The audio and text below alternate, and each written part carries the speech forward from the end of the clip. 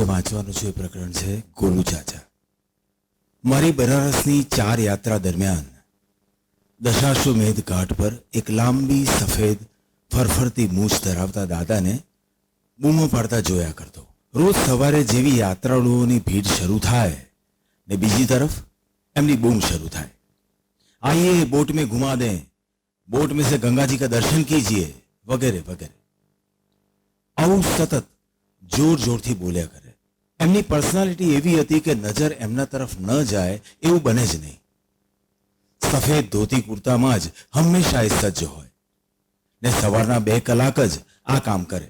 એમની પાસે આવતા યાત્રાળુઓને નાવમાં બેસાડે, નાવવાળાને સૂચના આપે ને પાછા બૂમો મારવા ઘાટ પર આવી જાય. એ પોતે ક્યારેય નાવ ચલાવતા નહીં, જ્યારે બીજા બધા નાવવાળા લગભગ જાતે જ નાવ ચલાવતા. એમની સાથે વાત કરવાની ઈચ્છા મને ઘણીવાર થતી, પણ એવો સંજોગ ઊભો થયેલો નહીં. એક સવારે લગભગ 10 વાગે હું ઘાટના પગથિયે ચા પીતો બેઠો હતો. ત્યાં જ એ બાજુમાં આવીને બેઠા. બાબूजी 4 साल से देख रहा हूं, फोटो खींचते. मैं डोकू धुनाव्યું. रघुवीर सिंह को जानते हो? ने मैं एमनी आंख में आंख मिलावी. हाँ, भारत के सबसे दिग्गज फोटोग्राफरों में से एक थे चाचा. उनको कौन नहीं जानता. रघुवीर सिंह हमेशा मेरी नाव में ही घूमते थे बाबूजी, और उनकी किताब भी उन्होंने मुझे भेंट की थी. एमनी आंखों ने बात में भरोसो मुकाय एम हतुं, छतां मैं कहूं, वो किताब देखने को मिलेगी? एमणे कहूं, हाँ बिल्कुल, कल ले आऊंगा.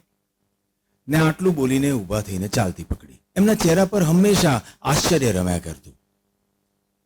बीजे दिवसे सवारे हूँ घाट पर फोटा पाड़तो हतो, ત્યાં જ પાછળથી આવીને એમણે મારા ખભે હાથ મૂક્યો ને કહ્યું, લો એ કિતાબ દેખો. મેં પહેલું પાનું ખોલ્યું ને એના પર લખેલું હતું, with lots of love to Golu ચાચા. ને નીચે રઘુવીર સિંહની સહી.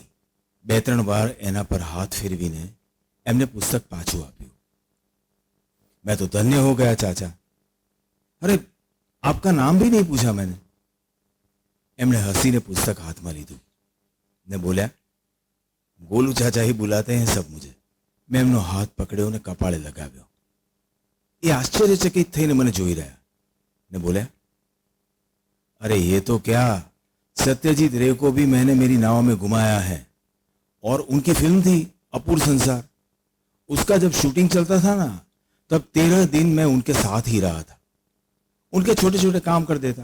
ने अचानक ज एमनी आंखों भराई આવી. હવે હું આશ્ચર્યચकित થઈને એમની સામે જોઈ રહ્યો હતો. मैं कहूं, चाचा उस जगह मुझे ले जा सकते हैं जहां शूटिंग हुआ था? वो जगह है भी या नहीं? जी बिल्कुल है, खंडहर हो गई है अब तो हवेली, पर ले जा सकता हूं. कल सुबह 5:30 बजे आ सकते हो घाट पे? मैं कहूं, हाँ. ने અમે બંને કામે લાગી ગયા. હું એક જુદા જ પ્રકારનો રોમાંચ અનુભવી રહ્યો હતો. સત્યજીત રેને તો હું મળી ન શક્યો, પણ ગોલુ ચાચાના રૂપમાં સત્યજીત રે મને મળ્યા જેવો એક અહેસાસ મને પહેલેથી જ થઈ રહ્યો હતો. સવારે 5:30 વાગે હું હોટેલમાંથી નીકળી ને ગલીની બહાર પહોંચ્યો. ત્યાં ગોલુ ચાચા મારી રાહ જોતા ઊભા હતા. એમણે સ્મિત કરીને પાન મોંમાં મૂક્યું ને ઈશારો કરીને પાછળ આવવા કહ્યું. હું પાછળ પાછળ ચાલવા લાગ્યો. દશાશ્વમેધ ઘાટની પાછળની સાંકડી ગલીમાં અમે ચાલી રહ્યા હતા. અંધારું ને અજવાળું બંને અમને અડી અડીને સાથે જ ચાલી રહ્યા હતા. 10 મિનિટ ગલીઓમાં ચાલ્યા બાદ એક નાનકડા મકાનના દરવાજામાં અંદર જઈને એમણે મને કહ્યું, આપ ખડે રહો, મેં દેખ કે આતા હું. 5 મિનિટ બાદ એ આવ્યા. જોરથી પાનની પિચકારી મારીને લગભગ આખું પાન થૂંકી કાઢ્યું ને પછી મારો હાથ પકડીને કે, આ જાઓ ધીરે સે. હું પગથિયા ઠેકીને અંદર પહોંચ્યો. અંધારિયા ઓરડાને વટાવીને એક મોટા રૂમમાં પહોંચ્યા. કરોળિયાના જાળા ને લટકતા ચામાચીડિયાઓથી ભરપૂર એ ઓરડો બિહામણો હતો, પણ કંઈક જુદો જ અહેસાસ થતો હતો. કંઈ જ ન હોવા છતાં જ્યારે ઘણું બધું ભર્યું ભર્યું લાગે ત્યારે એ જગ્યામાં કંઈક હોતું હશે એમ માનીને ઊભો રહ્યો. ગોલુ ચાચાએ મને રૂમની વચ્ચોવચ્ચ એક ટાઇલ્સ પર ઊંધો ઊભો રાખ્યો ને પછી ગભેદી જેમ દરજી માપ લેતા પાછળથી આપણને સરખા કરે એમ એમણે મને સરખો કર્યો. ઉપરના છજાના તૂટેલા પથ્થરોમાંથી સૂર્યના કિરણો અંદર પથરાવા લાગ્યા હતા ને અંધારિયા રૂમમાં જાણે દૈવી અજવાળું પથરાઈ રહ્યું હતું. એ મારી આગળ આવ્યા ने कहे, सत्यजीत रे की फिल्म अपूर्व संसार का शूटिंग यहां हुआ था और आप जहां खड़े हो वहां दादा खड़े थे और गुनगुनाए कि यूनिट को यहां ले आओ और 12 दिन तक शूटिंग चला. और साहब, मजे की बात यह है कि हर शाम शूटिंग खत्म होते ही सब होटल चले जाते, पर दादा इसी जगह फर्श पे तकिया और चद्दर लगा के सो जाते, सामने वाले कोने में. मैं ओरडानी આગળ જઈને ડોક્યું કર્યું તો સીધા જ ગંગા નદીના દર્શન થયા. बिल्कुल किनाराने अड़ीने ज मकान હતું. दादा के साथ मैं दूसरे कोने में सोता था. वो सुबह 4 बजे उठते और बाहर जाके बस गंगा जी को देखते रहते. पता नहीं उनको क्या आनंद आता होगा. આજે પણ ગોલુ ચાચાના ચહેરા પર એવું જ આશ્ચર્ય હતું જેવું કદાચ એમને એ વખતે પણ હશે. સત્યજીત રે કેવી રીતે કેમેરામેનને સૂચના આપતા, કેવી રીતે પાત્રોને સમજાવતા ને એમનો ડ્રેસ કેટલો સાદો હતો એ વાત અત્યંત રસથી મને समझावी. दादा तो दादा थे. उसके बाद कई फिल्मों का शूटिंग हुआ बनारस में, पर उनके जैसा डायरेक्टर और इंसान न तो हमने देखा न देखने को मिलेगा. साहब, तो जिस दिन चल बसे उस दिन मैंने खाना नहीं खाया. मैं ये मकान में आया और पूरी रात वो जिस अदा से गंगा जी को देखते थे उसी तरह मैं भी गंगा जी को देखता रहा.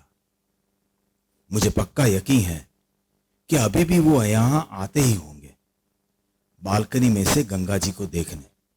मैं पूछूं, गंगा जी के अलावा फिल्म में बनारस का कोई और हिस्सा भी दिखाया था कि सिर्फ घाट? एमणे मारी सामु जोयुं. मारी नजीक आवीने मारा खभे हाथ मूकीने ऊंडो श्वास लीधो. दादा ने उनकी फिल्मों में बनारस के रिक्शा वाले और बनारस की गलियों का भी बहुत खूबसूरत चित्रण किया है. और हां, वो बनारस के भीत चित्रों से बहुत प्रभावित थे. उन्होंने अपनी किताब एकोई बोले में इसका जिक्र भी किया है. साहब, भीत चित्रों में बने तोता, सिपाही, हाथी, खरगोश देख के वो मुस्कुराते और खूब मजा लेते चित्रों की गली में चलते समय. फिल्म जय बाबा फेलूनाथ में उन्होंने ये चीज दिखाई भी है. अपूर्व संसार फिल्म की शूटिंग के दरमियान मैं उनको दरभंगा घाट पे ले गया, जहां बुर्ज के ऊपर हजारों कबूतर रहते हैं और तेज आवाज आए तब उड़ते हैं और खूबसूरत लगता है बनारस का आसमान.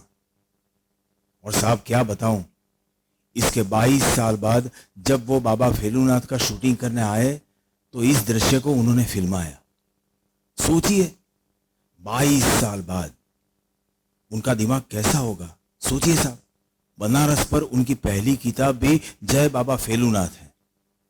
मेरे पास है एक कॉपी. ने एमणे मारो खभो दबाव्यो. હું આંખો બંધ કરીને જાણે કોઈ અદ્ભુત ઓડિયો બુક સાંભળી રહ્યો હોઉં એમ પલાઠી મારીને બેઠો હતો. મને ઢંઢોળીને પૂછ્યું, सो गए क्या? मैं कहूं, नहीं, आपकी बातें सुनकर ध्यान लग गया था ने અમે બંને હસી પડ્યા. પણ મેં એમની સામે જોયું ત્યારે ખબર પડી કે એમના બંને ગાલ પર આંસુની ધાર ચાલી જતી હતી. કદાચ સત્યજીત રેનું ન હોવું એના માટે કદાચ ગંગા નદીના ન હોવા બરાબર વાત હતી. અમે બંને પાછા બહાર નીકળ્યા ત્યારે સૂરજ ખાસો ચડી ચૂક્યો હતો. મેં કહ્યું, ધન્યવાદ ગોલુ ચાચા. એટલે જ હરખ્યા ને કહ્યું, ठीक है, मैं चलता हूं. ने जमणी तरफ पगथिया उतरीने पाछा આવ્યા ने સામેની ગલીમાં ચાલવા માંડ્યું. કદાચ સત્યજીત એ ગલીમાં ચાલ્યા હશે. એ અદ્રશ્ય થયા ત્યાં સુધી હું તેમને જોતો રહ્યો. મારા હાથ નમસ્કાર મુદ્રામાં હતા. મંદિરમાં મૂર્તિ સામે ઊભો હોઉં એ જ ભાવ સાથે. ઈશ્વર ક્યાં ક્યાં ને કેવા કેવા સ્વરૂપમાં મળી જતો હોય છે.